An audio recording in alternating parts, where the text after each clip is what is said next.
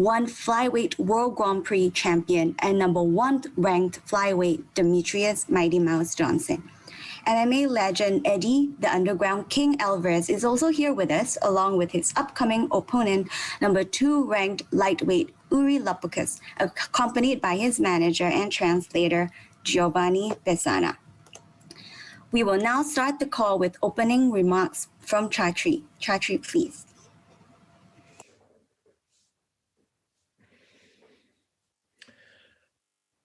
Good morning, everybody. Thank you very much for joining the One Championship Global Media Conference call. I'm here with Flyweight Champion of the World, Adriano Moraes, One Championship World Grand Prix Champion, Demetrious Johnson, also legendary 2-time World Champion, Eddie Alvarez, number 2 ranked Iuri Lapicus, lightweight division. Today, we're here to announce something very exciting.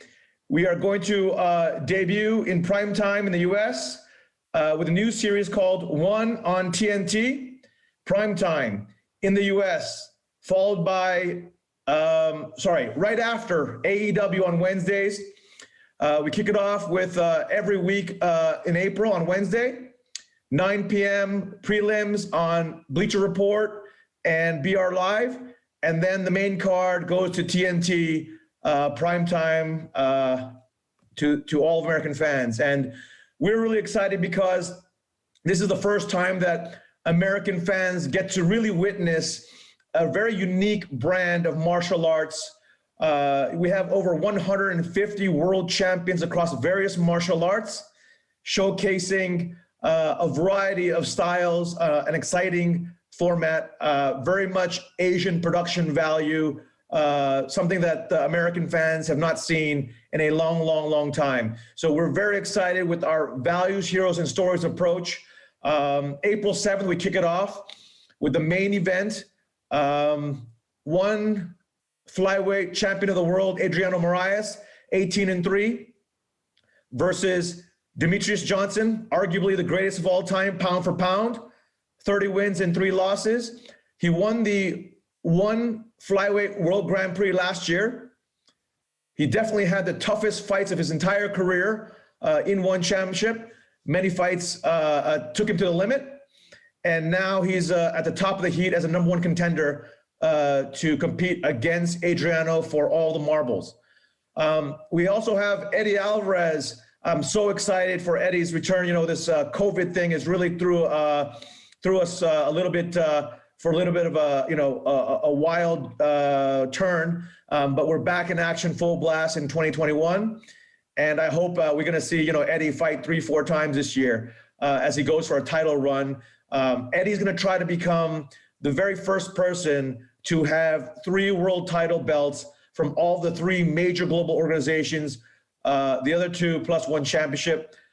He first has to break into the top 5 rankings as done by the media out here in Asia to compete against Iuri Lapicus, who is the number 2 ranked lightweight in One Championship. It's going to be an explosive matchup between 2 KO artists, very explosive fighters with phenomenal ground game. So I think it's going to be a real treat for fans. That's going to, and I'll be announcing also the other fights on April 7th, for April 7th rather. But on 1 on TNT 2, the following week will be Christian Lee, lightweight world champion, will defend his title against Timofey Nastyukhin, the number 3 ranked lightweight. Timofey is the person, as you might recall, who competed against Eddie and gave Eddie a first round KO loss. Of which, of course, Eddie rebounded very quickly with a win over Edward Falayang. But that's going to be another explosive fight. Again, we'll announce more fights on that card.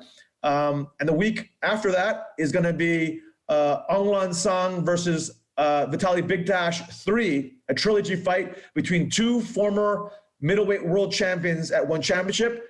KO artists again, and it's going to be a slugfest. And for for 1 on TNT 4, I'll be making announcements shortly in the coming weeks. Of course, obviously announcing the full cards as well. Again, super excited for our primetime debut in America. This is a long time coming. When Turner and One Championship first announced our partnership, this was always the plan, to start broadcasting on TNT and in prime time. And it took a while to get momentum, and then obviously COVID hit, and it really did take us for a left turn last year. But as I said, we're back in full force, and we expect to put on some incredible fights for the American fans and really introduce our brand of martial arts. With that, I'd like to open it up to questions, whether it's to the athletes or myself. Again, I'm just going to repeat the basic facts. I'm announcing U.S. primetime, 1 on TNT. We'll kick it off in the month of April every Wednesday after AEW, the hit wrestling show on TNT. And it kicks off with 9 p.m. prelims on Bleacher and BR Live.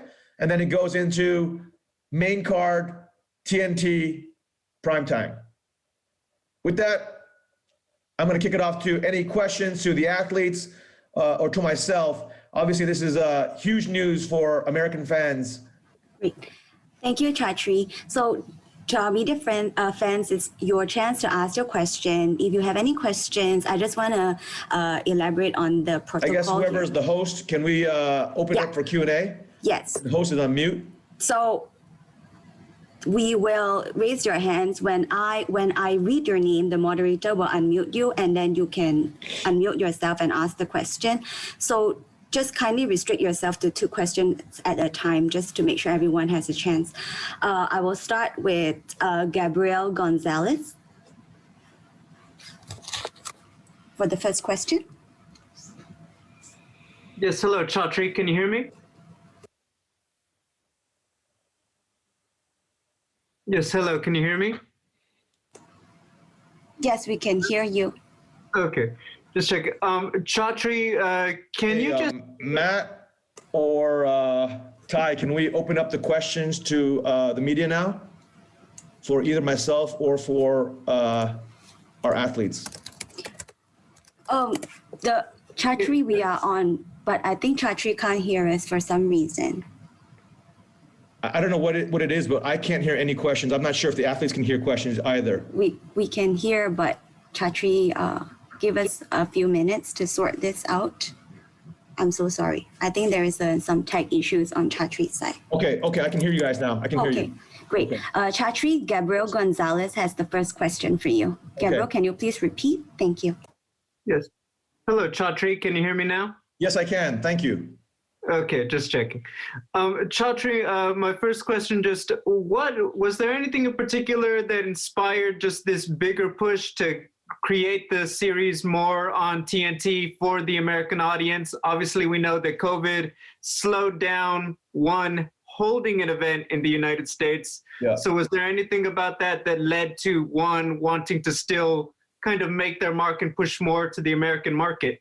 No, when Turner One Championship struck this partnership, the plan was always to expand our partnership and eventually fully utilize, or rather take advantage of the opportunity of TNT's wide reach. I think 90 million homes across America, and they've done a great job with AEW, and they really want to pair up AEW with One Championship, and I think it's going to be great for combat sports fans and wrestling fans alike. It's something new and fresh and never seen before in the States. Of course, we do have the familiar legendary names like a DJ or an Eddie Alvarez. But what you're going to see is, as I said, One Championship has 550 athletes, but 150 of the athletes are world champions across various martial arts. And you will see a whole plethora of different martial arts competitions, whether it's mixed martial arts, Muay Thai, kickboxing, submission grappling, and the list goes on. But also you get to see the excitement of the single discipline world champions who then compete in mixed martial arts. So there's a whole bunch of new exciting stuff that American fans have never seen. And of course, whether you talk to Renzo Gracie or Eddie Bravo or Joe Rogan, anyone who's seen a One Championship event, they'll tell you that, our production values are off the charts and something American fans have never seen before. So we're really excited to bring our brand of martial arts to the States. Again, this is a long time coming. I think the One on TNT series was supposed to happen a lot earlier.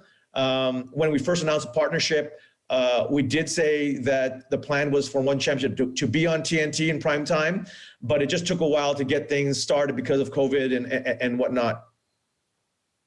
My second question, I think it's no coincidence that we do have both DJ and Eddie on the same card. We do know that with so many athletes, obviously more exposure, they will get more familiar to the fan base in the United States. But I want to ask, just how important is it having guys like a DJ and an Eddie in terms of helping to grow and bring in those fans so they can see the rest of the roster at ONE? No, I mean, definitely. Here's the thing. I genuinely believe we have the world's greatest roster of martial arts world champions, bar none, full stop. Single discipline or mixed martial arts. We would put our world champions against any of the other two global organizations, world champions, in a heartbeat. But we're out here in Asia, and people just don't know that our roster is full of monster and killers. And it's I don't think it's a coincidence that many of the former UFC athletes, when they've come over here, they've all lost. I think only DJ has managed to go, arrive and come into ONE Championship unscathed and eke out victories. But he's had some of the toughest fights of his career in ONE Championship. And again, whether it's Eddie or whether it's Yushin Okami, Akiyama, there's a bunch of former UFC fighters who come into ONE Championship and lost. As Eddie will tell you, the lightweight division in ONE Championship is insanely deep. And just because American fans haven't heard the names does not mean these guys haven't been doing martial arts their entire lives and been competing in ONE Championship, the world's largest stage of martial arts. And this is going to be a great introduction for American fans, for sure. And of course, obviously it helps to have Eddie's story. He wants to be the first person and only person to win 3 world titles in 3 of the biggest global organizations in the world. And that's a fairy tale story right there. But he's got to go through a lineup of monsters and killers. And for Adriano, he's 18-3, just an incredible athlete. What makes him legitimately, I believe, DJ's biggest threat and toughest opponent ever in DJ's career is because Adriano is huge for his size, very tall, very long, and very lanky. He's a very unorthodox striker and a jiu-jitsu black belt. And he has no weaknesses, and so DJ has his hands full, as he has had already since he's come in. But again, I'm really excited to showcase, our unique brand of martial arts to American fans for the first time in prime time on a regular basis. And ONE on TNT, this April version, a series of events rather, is just the beginning. Thank you, Chatri. Thank you, Chatri. Our next question is from Jim Barceloni from Miami Herald. Jim, please. Okay, can you hear me, Chatri? Yes, I can, Jim. Awesome, thank you so much. Hey, this is so exciting. I'm wondering, Chatri, Wednesday nights, you've got All Elite Wrestling as the lead-in. They've been doing very good numbers. It's a very exciting new group. And then you have Combat Sports with ONE following. I'm wondering just, what are your thoughts of being Wednesday night, having All Elite Wrestling and then ONE and trying to get their fan base into it? It's a combat sports type of night, and the importance of having it with All Elite Wrestling on TNT.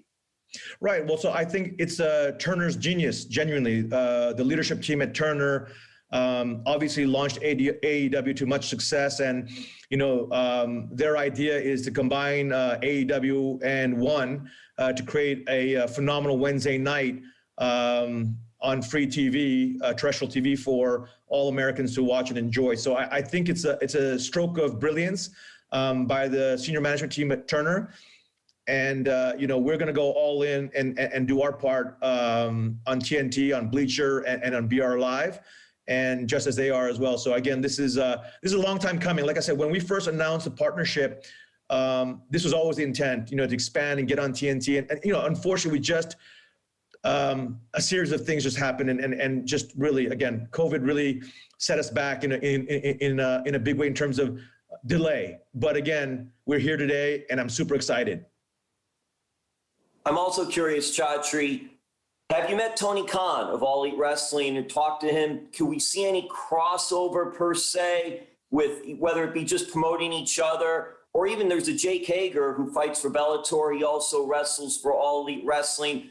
Might we see even MMA fighters or pro wrestlers? I know they're two different entities per se, but still, any dealings with one another and doing some crossover definitely. I have not spoken to Tony yet, but I know that our teams are talking, and I know athletes have already been, like I know Vitor Belfort, for example, has already gone to AEW, et cetera, and whatnot. And so I think you're going to see a lot of crossover stuff and a lot of co-marketing and a lot of, we bring a very unique fan base, and I think we bring something very fresh, exciting, and brand new, literally completely brand new from anything. I mean, I'll give you an example, right? On April 7th, you're going to see, a Muay Thai world champion compete in Muay Thai with 4-ounce gloves.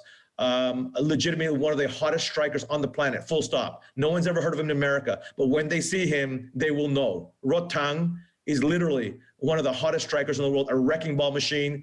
And then follow up, we're gonna have Eddie versus Iuri, mixed martial arts, So, one thing about One Champions, we really mix it up. It's not just our world-class production value, this whole, Asian, electrifying, high-octane production that we're known for out here, but it's genuinely a whole plethora of different martial arts where you have legitimately the world's greatest martial arts competing. And so again, American fans have never seen anything like this. It's our unique brand, but yet at the same time, we do have familiar names, legendary names like an Eddie Alvarez or a DJ or a Sage Northcutt or a Vitor Belfort, et cetera. So, you're going to see a lot of new faces, and martial arts at the very highest levels of the world. So something's fresh, new, and exciting. Thank you.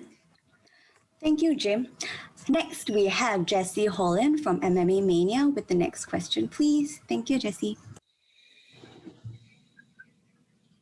Hi, Chatri. Thanks for taking the time today. Can we assume that if you get the response from the stateside audience that you're anticipating and you introduce yourself to a new audience, some of the crossover fans from AEW and the like, is this kind of a springboard into getting live events in the USA? I know I've been harassing you about this for every call for the last couple of years, but I know that some of the longtime fans are still asking, when are we going to get one in the United States? Is this kind of the next step in getting here? Absolutely. Again, we have every intention of having our first event in the U.S. Again, COVID has thrown a curveball, not just for us, but literally every sports property around the world, right? Every sports league. So right now, U.S. still, when I look at the COVID situation relative to other countries, for example, in Singapore, it's almost zero every day now, okay? In terms of new cases and existing cases at basically zero. So whereas in America, it's still, it's still rampant. But the good news is the vaccine is here, and let's hope the world gets vaccinated in the next 12 months and borders open up. But I can't wait to get in the States. But TNT, the leadership team at Turner has many times told us they'd love to have one championship here in the U.S. And it starts off with one on TNT. Thank you. Thanks, Jesse. Thank you, Chatri. Thank you, Jesse. Our next question is from Jason Burgos of mixedmartialarts.com. Jason, please. Hey, Chatri. So for Eddie Alvarez and Demetrious, both of them have been out for a long time. Eddie's been out for 20 months, Demetrious for 17 months. Since this plan to be on prime time for TNT was a plan for 2020 that got derailed by the pandemic, was that the reason why they have been held out so long? Was it something TNT actually preferred, asked, hey, when we start this, we want these two guys on the first show? Or was it more pandemic related and getting into Singapore? Well, no, I think it was a combination of a bunch of things. I think Eddie was supposed to fight in the final of the Grand Prix in October in Tokyo, but he got injured.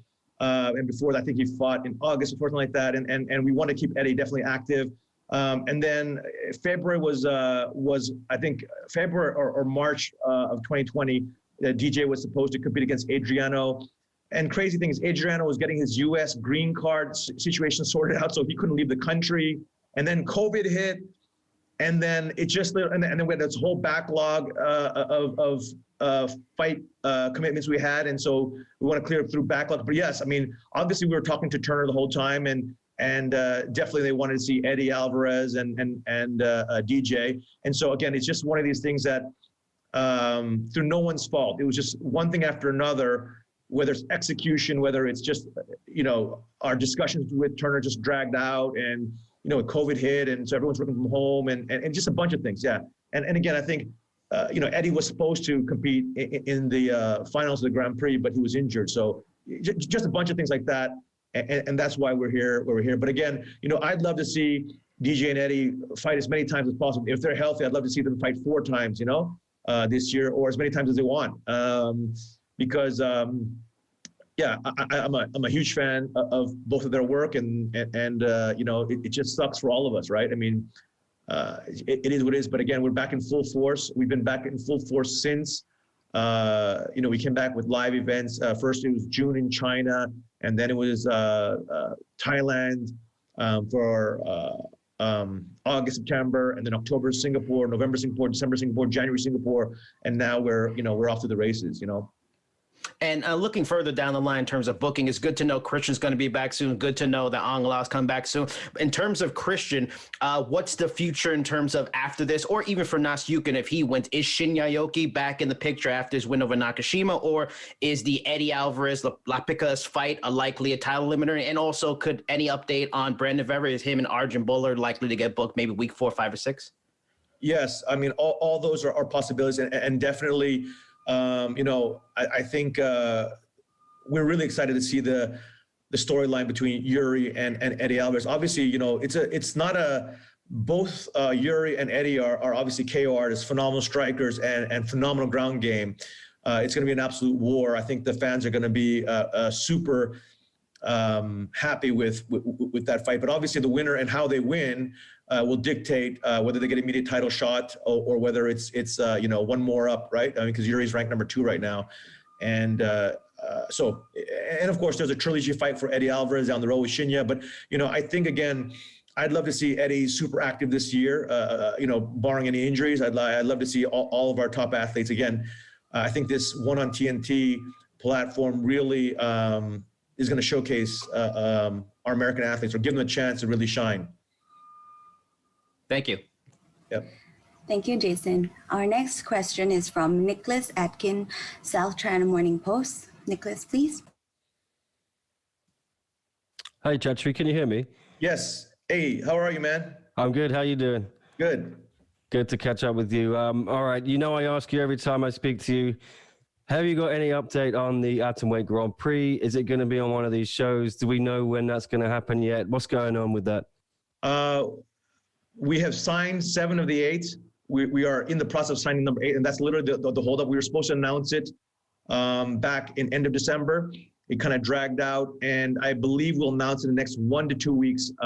We just need to sign this one real badass girl, and then we're going to announce the Atomweight Grand Prix. So yes, it's happening, Nick. 100% it's happening this year, okay? And we will announce. That's good to hear. Just one more from me. What's going on with Ong La? I spoke to him a week ago, and he said he wants to wants to win that middleweight title back. He said he's got a date for around April.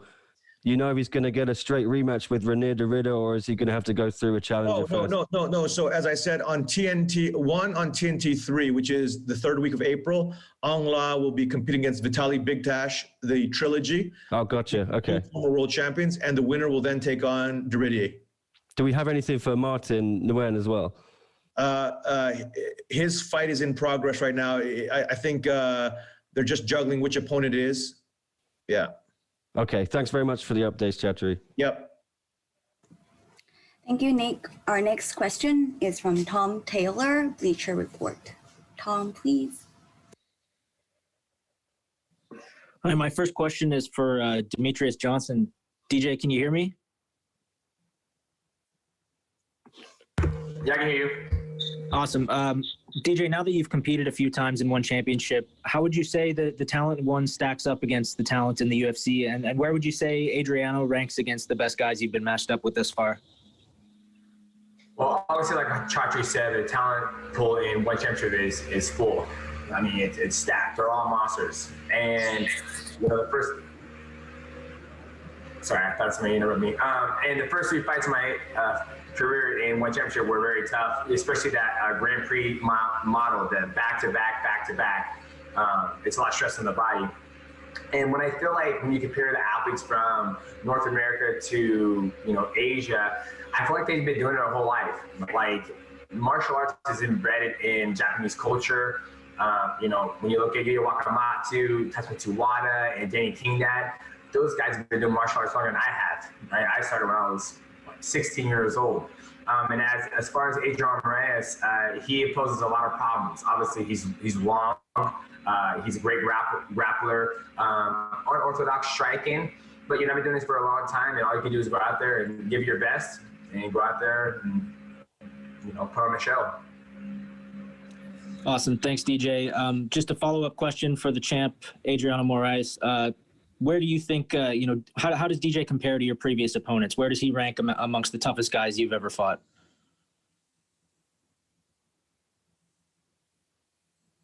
Adriano, you're on mute. You got to unmute yourself. Oh, sorry, I was mute. Okay. Hello, Tom.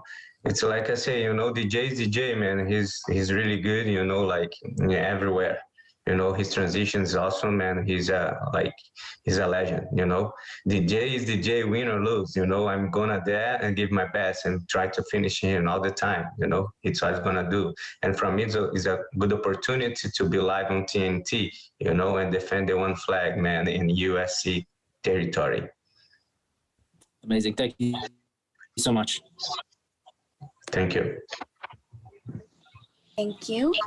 Our next question is from Andrew Whitelaw from AsianMMA.com. Andrew, please.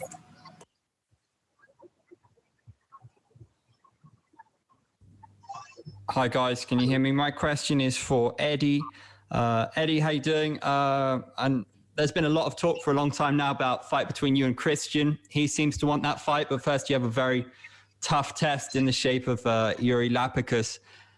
Did you see Iuri's fight against Christian, and how big of a test is this for you? And how far away do you think you are from getting that fight with Christian? Do you think a big statement against Iuri will get you that shot?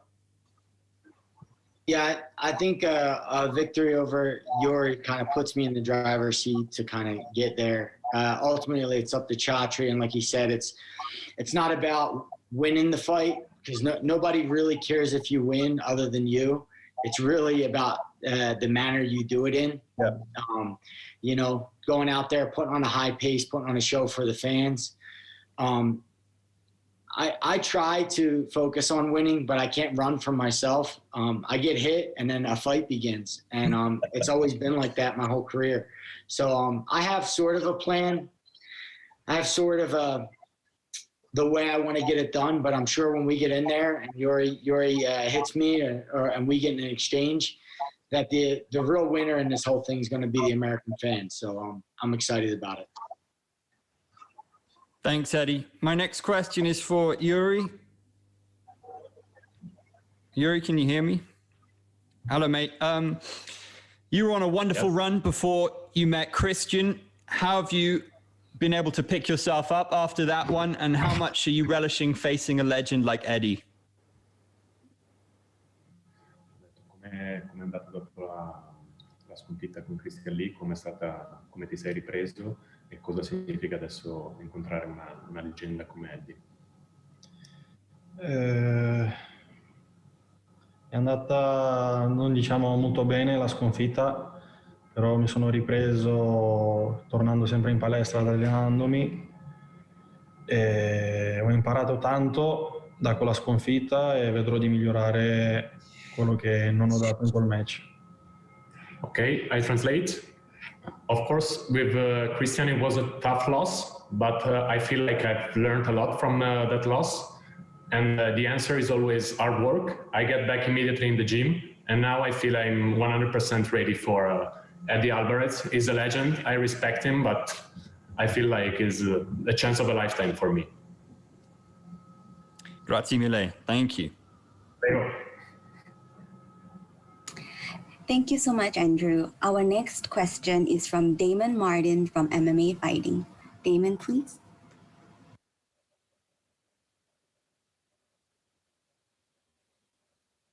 First question is for Eddie Alvarez.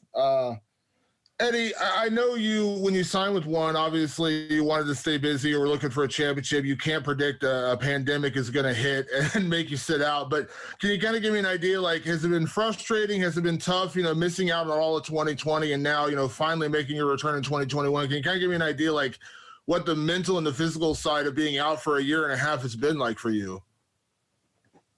Yeah, of course it's been frustrating. This game's about momentum, building momentum, creating momentum. But, it was unfortunate.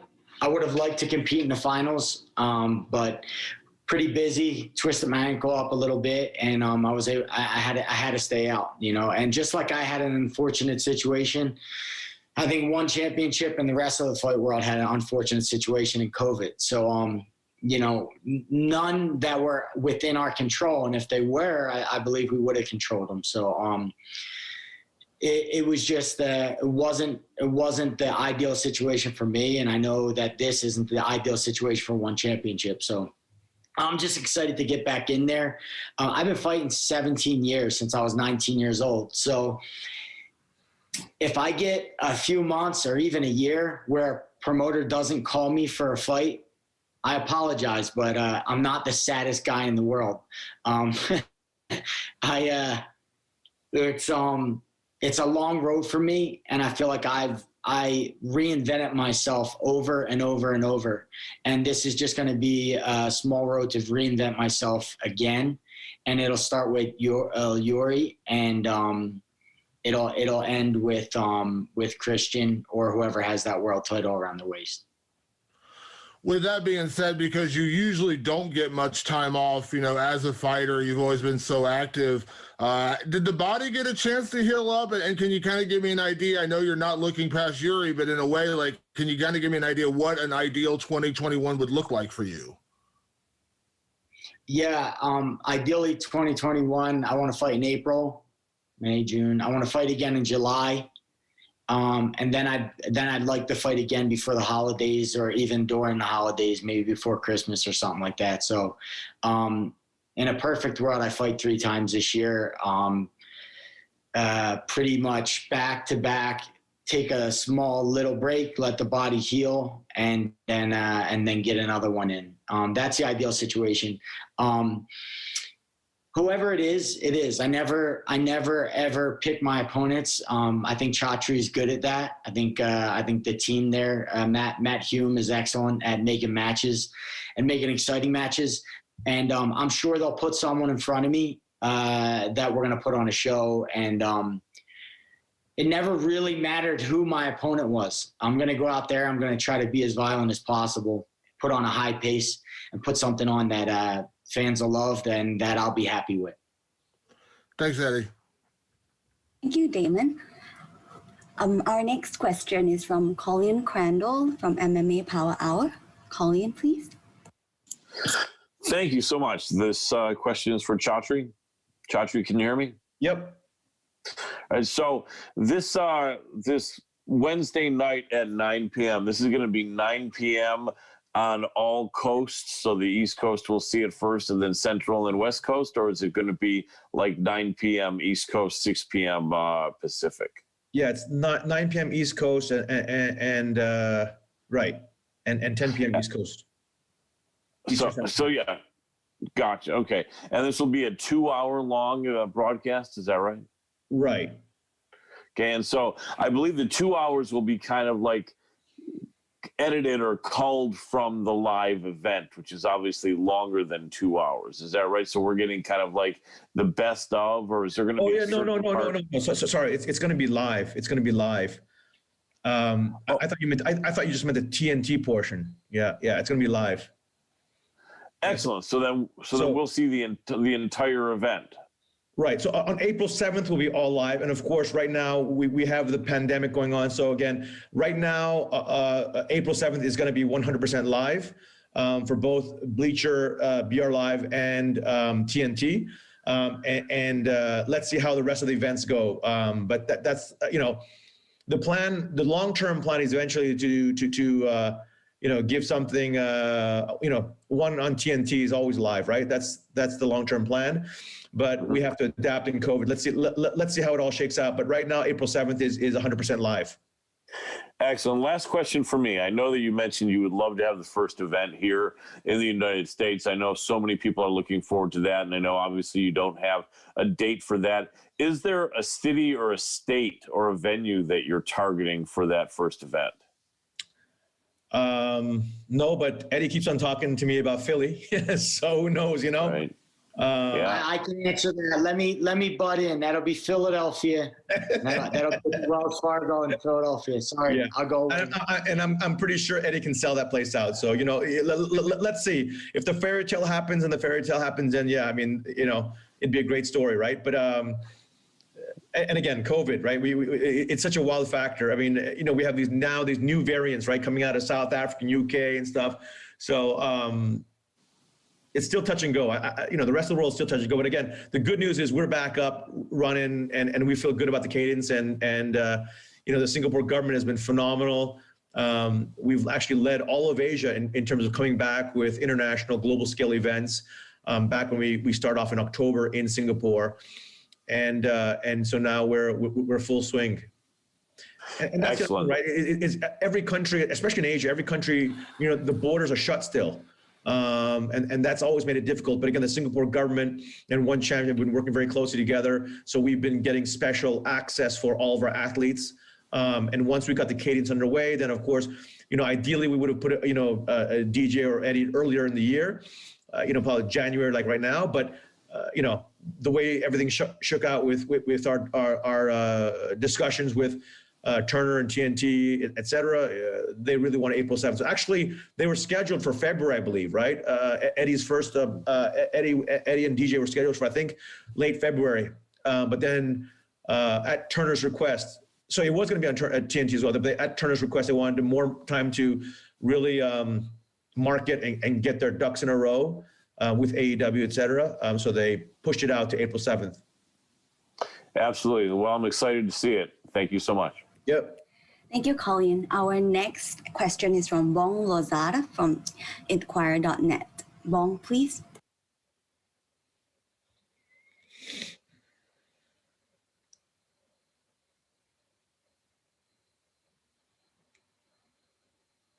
I think he's on mute. Yeah. Hello, Bong. Okay. Hello. Yeah. Can you hear me? Yes, we can. This question is for Adriano. Adriano, can you hear me? There. Yes, can you I can hear you. Yep. First off, what's your game plan for DJ? Is this a knockout win for you? Do you plan on knocking him out? Yeah, of course. And my game plan is use my Muay Thai, my elbows, my knees, and everything I hate, and go there and finish him. This is I want to finish him up with a special move. Is this your biggest fight in your career? Man, I'm the champion.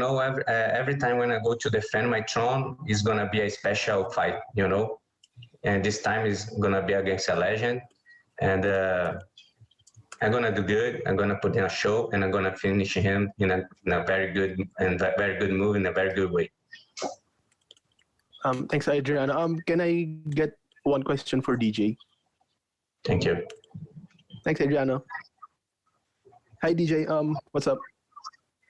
Yo. DJ, Adriano gave out some fighting words. He said that he's gonna knock you out. But what's your response to that? Been in this game for a long time. I can name out a list of people who said the exact same thing. Like I always say, I go out there and fight and do my best. Thanks, DJ. Thank you so much, Bong. Our next question is from Jack Wannen from Knockdown News. Jack, please. Hi, I have two questions for Chatri.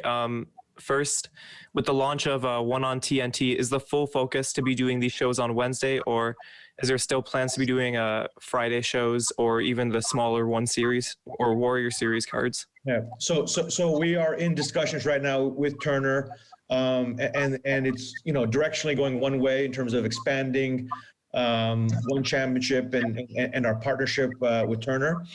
And so I don't want to reveal everything right now, but I'll just say that there are a lot of discussions going on, and the first thing is One on TNT on Wednesday nights, and hopefully we have some more news going forward. And I know you've been working with the Singapore government to get these shows done. How is that process going? And currently, is the plan to continue doing the events in Singapore? Yeah.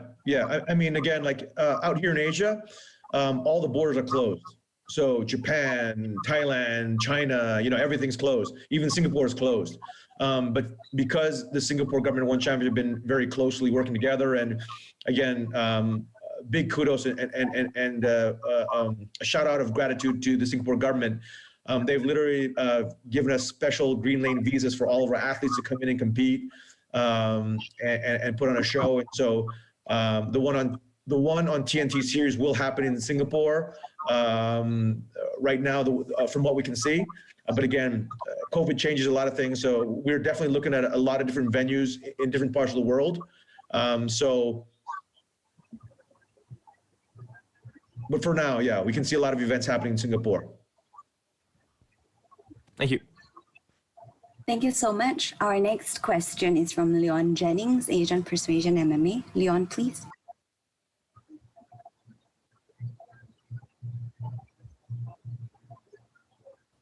Hi, first question for Chatri. Just wondered, it looks like Save's he's starting to train again.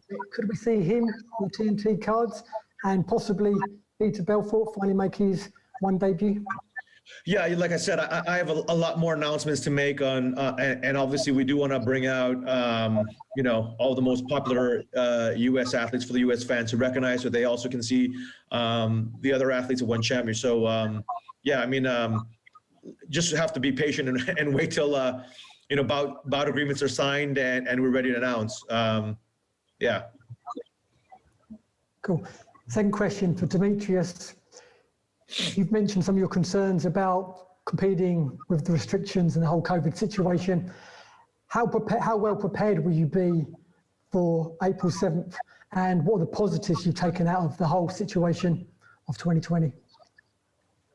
Obviously, the whole COVID restrictions here in Washington State, we were finally open, not fully back up, but we're slowly open back up. So in my at ANC, we were training in pods of teams of 7. So it's not like it was back in the day when we had big groups of training partners. So we selected the training partners that was going to prepare me the best to get ready to go out there and compete in April 7th. And with the whole downtime with COVID, I've taken advantage of it, man. I'm a family man, spending time with my kids, getting ready for school.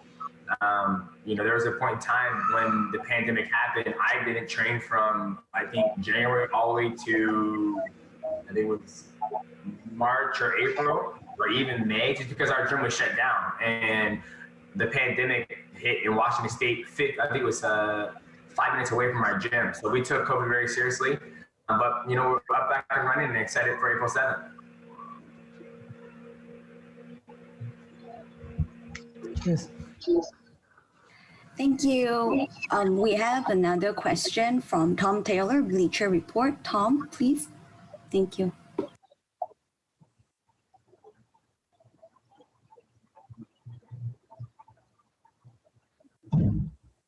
Sorry, can you hear me? Yep. Yeah, you mentioned at the top of this call that you're excited to give Rodtang the opportunity to, sort of introduce himself to North American fans on this big debut card on TNT. This certainly makes a lot of sense, given that he's, one of the most exciting guys in Muay Thai. But following up on that, are there any other athletes on the roster that you're really excited to introduce to Western fans using this platform? Yeah, so again, wait until our bout agreements are signed, but we have some really, really exciting athletes, both, big names, but also people you've never even heard of that have just insane, extraordinary skills. They're world champions in their respective martial arts, and will showcase the highest levels of martial arts. Again, the American fans are in for a real treat, something fresh, something brand new, something totally different that's not available in the U.S. right now. I can tell you the other two global organizations, while I have mad respect for them and they're phenomenal, we have a totally unique, different brand of martial arts with the greatest world champions on the planet across all these different martial arts. And Rodtang is one of them. People are going to be blown away when they see Rodtang. When people talk about, what I find funny is when you see American commentators say, this is the greatest striker on the planet. When there's an American athlete or a Brazilian athlete in one of the other two global organizations, I can tell you that in Asia, if you want to see the best strikers in the world, come here, and then you'll really understand who the best strikers in the world are. And that's why we're so excited to showcase some of this. Eddie is considered a world-class striker from North America, but he comes to Asia and he's blown away by the level of technical striking out here. DJ, the same thing. DJ came out here, and he's just blown away. He's just, as he was saying, I think Americans grow up in, wrestling in high school and have obviously phenomenal wrestling. Just like Brazilians grow up with BJJ. In Thailand, you grow up with Muay Thai, when you're 3 years old, 4 years old. So kicking and punching and kneeing and elbow, it's just a different level. People have never seen it before until, well, when you see Rodtang, guys, you'll see a wrecking ball, it's going to be an insane fight against Jacob Smith. Two fighters who come forward all the time. And so I'm really excited for American fans, man. Like they're going to see something they've never seen before in a production value they've never seen before. The highest levels of martial arts in the world. Incredible strikers, pound for pound, the greatest strikers are in one championship. There is no ifs, ands, or buts. 150 world champions out of 550 athletes. It's the largest roster on the planet, the largest collection of world champion athletes, full stop, bar none. And American fans have never ever been able to witness that. So now we're really excited for our partnership with Turner and that we're going, expanding it. Great. Thank you so much. Yeah. Thank you. Our next question's from JM Siasat from GMA Network. JM, please.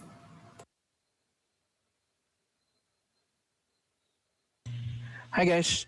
My question is for Adriano Moraes. Can you guys hear me? Yes. Okay.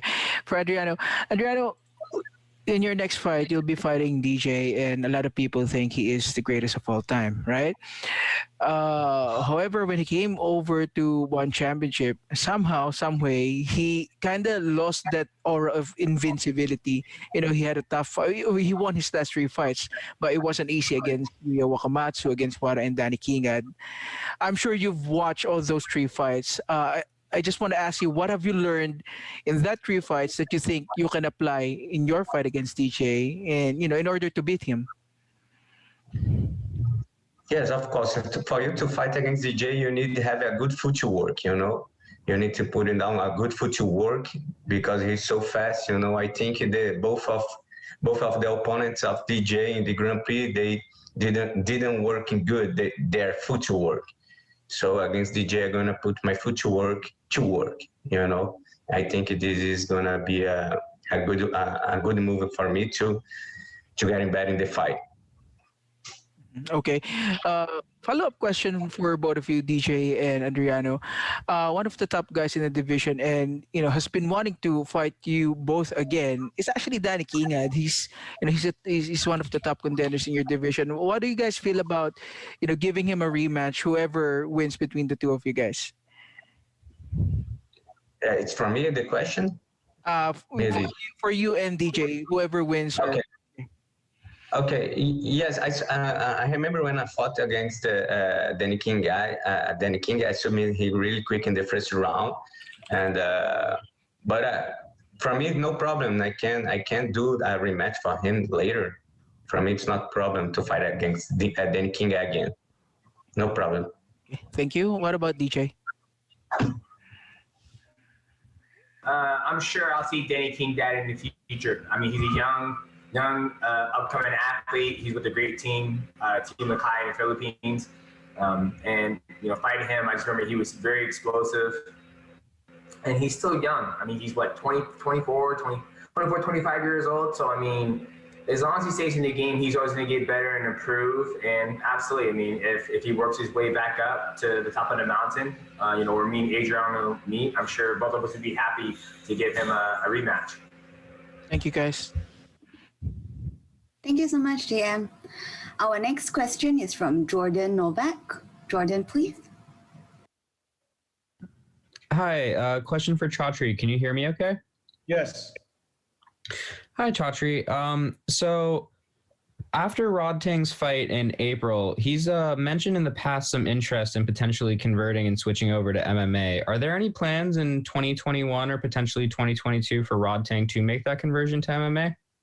Yeah, a lot of Muay Thai world champions have expressed that, right? I mean, it's no different than how, I don't know, an NCAA Division I wrestling champ wants to cross over to MMA, or Olympian wrestler wants to cross over to MMA. I think that's just, when you're at the top of the food chain in any given martial art, some athletes find it very interesting to go test, in a kind of a less rules format like mixed martial arts. So Rodtang has definitely expressed interest. We have Stamp Fairtex, who was a two-sport world champion in Muay Thai and kickboxing in one championship. She's also in MMA. I think she's 5-0 or 5-1 or something like that in MMA. Yeah, I mean, you're definitely going to see crossover. So it's going to be a lot of fun. But the fact that one championship we showcase all the different martial arts. That's what makes it fun too for our fans. Is like, you'll have a world champion in kickboxing, and he or she will cross over to try to be a world champion in MMA, or vice versa. And maybe they'll experiment in Muay Thai, and so or submission grappling. So there's we showcase the full spectrum of martial arts in one championship, and so that's something fun for fans and lots of storylines there. Thank you so much. Thank you. Our next question is from Jackson Rudolph. Jackson, please.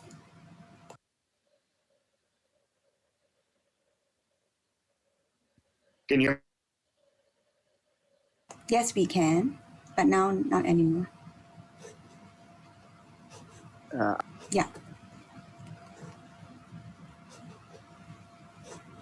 Sorry.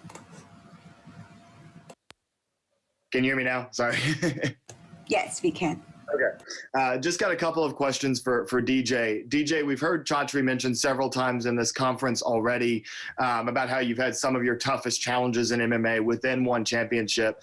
And I just wanted to ask, from your perspective, what do you think about one championship and the way that they do things has allowed that? Is it the scouting? Is it the depth of the roster? Is it the timing of the matchups? What do you think has allowed them to bring you those challenges? I think it's a handful of things. Obviously, you have the hydration testing, right? Usually when I'm fighting in America, I'm fighting at 125, so I'm fighting guys who are 5'3", 5'4", in one championship, I'm fighting at 135. So, the average is a little bit bigger. When you're always dealing with a bigger body or a bigger, frame, I have to work that much harder, right? It's like moving a bigger piece of meat around. In America, I'm moving guys around that are my size. That's something to be said. Second, when you look at Yuya Wakamatsu, Tatsumitsu Wada, and Danny Kingdom, they've been doing it for a very, very long time. I mean, Yuya Wakamatsu comes from Deep, which is a legit organization. Tatsumitsu Wada also been fighting. I believe he was a Shuto champion. And Danny Kingdom also a Wushu champion. So these guys, they've been around the sport for a very long time. And like I said, the biggest thing is probably the hydration, is that when I fight at 125, and when you have to make that weight at 125 and then turn around within 24 hours and be able to compete at a very high level, I think I was probably one of the best to ever do it. I can push the pace while dehydrating myself and taking it to my opponents, where now nobody's dehydrated. You're fighting a bigger frame. Guys are Adriano was like 5'9", 5'10", I think. But Denki, that was probably 5'5". So just tougher guys, and just bigger. Great, thank you. And then my second question is more general. You know, the barbershop debate for every sport nowadays, it's so popular to talk about who the greatest of all time is. Chatri's mentioned on this call that you're in that debate for MMA. So I guess kind of two small parts here. Number one, is that a debate that you care about? Do you even think about it? And then following up to that, with one championship, what path do you see to cement your legacy if that is ultimately one of your goals? What do you want to achieve within one from this point until your retirement to be able to say, I think I'm the greatest of all time? Okay, when it comes to the greatest of all time talk, there's so many athletes that have accomplished so many great things in mixed martial arts. And for me, I like to keep my opinion out of it. Right? I can't walk around and say, I'm the greatest of all time. That's something that the community has to decide for somebody. Like when John Jones is like, I'm the greatest of all time, look at all I've done. You can't just say that. My personal opinion, you have to let the community give you that praise, essentially. And for me, to cement my legacy, I have dominated, North America for 6 years as a champion. Now I'm in Asia, trying to cement my legacy over here. Hopefully, I'm ready to become a World Grand Prix champion, which is phenomenal. And to hopefully go out there and capture the flyweight belt, which I know it's not going to be easy. Adriano, who's going to bring everything that he has, his arsenal, his Muay Thai, his grappling, his length, his strength, his size. And I sort of go out there and compete. And for me, it's about having a successful career, right? Wins or losses are always going to happen. But you want to be a great example for your children, for the world, that you are going to, win fights, and you got to carry yourself as a professional, and you're going to lose fights, and you're going to carry yourself as a professional. As long as you go out there and compete and give it your all, that's all you can do. And that's how I always carried myself since my amateur days in the very beginning of my career. Great answer. Thank you, DJ. Yes, sir. Thank you, sir. Our next question is from Jeffrey Hu from Kung Fu Kingdom. Jeffrey, please. Thank you. Hello, Chatri, could you hear me? Yes, I can. Yeah, so Chatri, so do you have any word about any of the fighters from Team Lakai as to whether they will be fighting on the One on TNT series? Yes, I can tell you that Team Lakai athletes will be on there as well. I just haven't, bout agreements haven't been done yet. So again, we just announced, for TNT 1, we just announced for April 7th, the main and co-main. We announced the main for the April 14th show, and for the April 21st show, we've announced the main as well, the main event. We have not announced the fourth week's main event as well as the rest of the cards for the rest of the events. So, it will come out in the next week, 2 weeks, 3 weeks. You're going to hear more and more bout announcements for the one on TNT. And also another question, do you really see yourself as being like, say, a household name for like not just Asia, but also in North America and like other parts of the world in the future? Like now that you have like one on TNT? Yeah, I think to hardcore fans, One Champs is very, very well known, right? But we definitely want to become a household brand in America as well. We're a household brand in many countries out here in Asia. We're in 154 countries today. We continue to grow, expand our footprint. Our popularity continues to skyrocket in all of our core markets. But the reality is we're just scratching the surface. Genuinely, the way I see the industry, there are two giants, one out from the West and one out from the East, and it's effectively a global duopoly, but yet the market opportunity across the world is massive, massive, massive. Until you have 1 billion concurrent viewers, and I'm not joking, 1 billion concurrent viewers watching a show, we haven't scratched the surface yet. And what do I mean by that, okay? If you look at the Super Bowl, obviously American football is the most popular sport in America. On Super Bowl Sunday, you see 100 million Americans out of the 25 million Americans, East Coast, West Coast, 3-hour time zone, watch Super Bowl. 100 million, 1 out of 3 Americans. If you take that same 3-hour time zone and you apply it to Asia, Asia has 4 billion people. There's 1 billion people in the same time zone. 1 billion. So the theoretical max, you could easily have literally if you apply that ratio, I mean, 4 billion people out here. Nothing's going to stop us from having 500 million concurrent viewers or whatever. I mean, I'm not saying it's going to be one championship, but sports in general in Asia is wide open, and it's very possible that, numbers just completely dwarf what America has, just because of population base. So when I look at, the landscape, I just feel like one championship has unlimited growth. There's truly only one other global competitor. So it's a global duopoly, the way I look at it. Thanks. Could I get a third question for Eddie or? I think we're running a bit out of time, Jeffrey. I'm so sorry. I kind of have to end this with one final question. Okay. If that's okay. Sorry. Thanks. Thank you. Our final question would be from MMA Mania, Jesse Holland. Thank you so much. Jesse?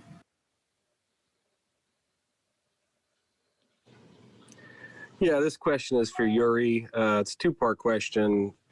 Iuri, you think you've been overlooked a little bit coming into your Eddie fight because of your performance last time out? You have a really great record. You've really been doing good things inside the cage.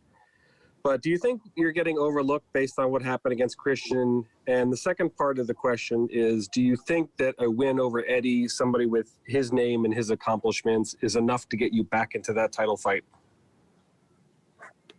I translate. Ok, dice se dopo la sconfitta con Christian Lee, una potenziale vittoria con Eddie, cosa ti possa dare? Penso che una vittoria decisiva su Eddie Alvarez, sappiamo che è una leggenda, sappiamo un grande passato e penso che è giunto il mio momento e voglio dimostrare il mio valore e voglio mettere fine alla sua carriera, dimostrando quello che valgo. Okay. It feels like the time has come for his opportunity of a lifetime. Eddie Alvarez, of course, is one of the biggest names out there. He's a legend. Iuri grown up watching his fights, but is sure that this time is going to be the man who's going to end his career, and he's going to finish him on the 7th of April.